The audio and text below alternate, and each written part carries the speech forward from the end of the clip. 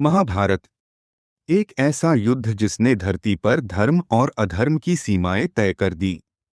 पर इस महान युद्ध में एक ऐसा योद्धा भी था जिसके पास शक्ति थी कि वह अकेले पूरे युद्ध का अंत एक ही दिन में कर सकता था।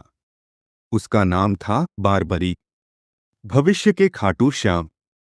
बारबरीक घटोत्कच का पुत्र और भीम का पौत्र।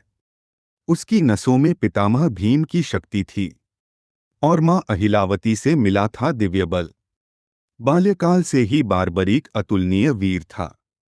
कठोर तपस्या और भक्ति के कारण माता काली ने उसे 3 अमोघ तीर दिए, जिसे वे कहते थे तीरों का भंडार। इन 3 तीरों की शक्ति ऐसी थी कि एक तीर शत्रु का निशान तय कर देता, दूसरा तीर सारे लक्ष्य को नष्ट कर देता और तीसरा तीर सब कुछ वापस खींच लाता। बारबरीक ने प्रतिज्ञा ली, मैं हमेशा हारने वालों का साथ दूंगा। यही प्रतिज्ञा आगे चलकर महाभारत का निर्णायक क्षण बनी। जब महाभारत का युद्ध शुरू होने वाला था, तभी एक नीले वस्त्रों वाला दिव्य तेज वाला ब्राह्मण बारबरीक के सामने प्रकट हुआ। वह कोई और नहीं, स्वयं श्री कृष्ण थे। कृष्ण ने पूछा, हे वीर, तुम किसके पक्ष में युद्ध करोगे?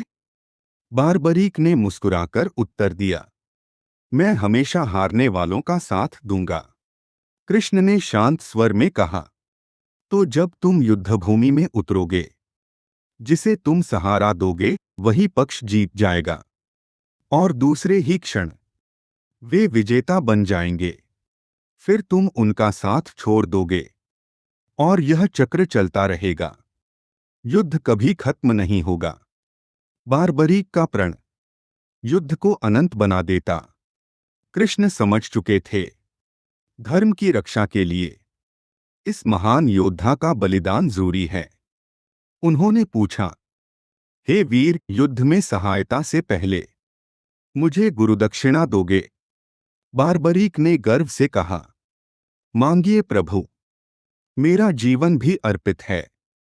कृष्ण बोले, मुझे तुम्हारा शीश चाहिए।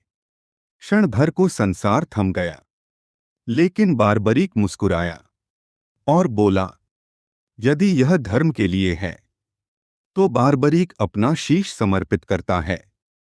और उसी क्षण उसने अपने दिव्य तीरों से स्वयं का सिर अलग कर कृष्ण के चरणों में रख दिया। धरती पर एक ऐसी गूंज उठी जो आज भी खाटू श्याम के नाम से गाई जाती है। कृष्ण ने बारबरीक का शीश एक पहाड़ी पर स्थापित किया ताकि यह दिव्य वीर पूरे महाभारत युद्ध को अपनी आंखों से देख सके।